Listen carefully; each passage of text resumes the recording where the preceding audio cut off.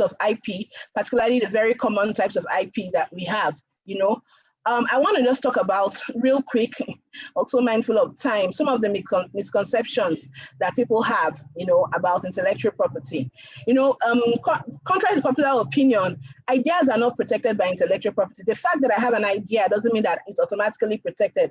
What the law protects is the expression of the ideas. I mentioned that in particular, the particular reference to copyright. So when you express your ideas in different forms, whether it's a blog, a logo, a software, design, whatever it is, those expressions are eligible for intellectual property protection in whatever, you know, in whatever form. Again, is that people come up sometimes and say, oh, I want to trademark my my software or patent my software or something like that. A lot of times people don't really know the right sort of protection to get, and that's why it's very important that you have good legal, you know, representation, or you discuss with a legal practitioner that is aware of intellectual property and, you know, well-versed in intellectual property to understand what you need to do.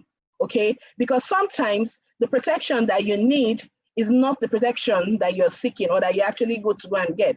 I know someone who came up with an invention, a very good invention and all of that, and he got a trademark for the invention. After getting a trademark, he started discussing with venture capitalists and things like that, you know, and disclosing his idea, you know, disclosing his invention, just telling them all about it and all that.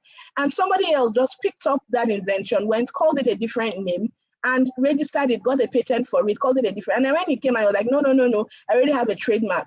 You know, like I said, the trademark just protects the name, the logo, you know, the sound, you know, the if you have, or even a combination of all of this, name, logo, and all that, it doesn't protect the product itself. So that's another important thing that you need to know as a startup, that sometimes you need a bundle of rights. Excuse me. In certain cases, what might be sufficient might just be trademark protection. In certain cases, just patent protection. In certain cases, just copyright protection.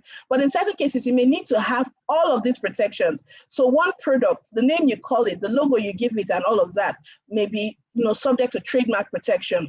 What the product does, the actual, you know, functionality and all of that may be subject to patent protection. If it has a very beautiful shape or ornamental design and all of that, it may be subject to design protection.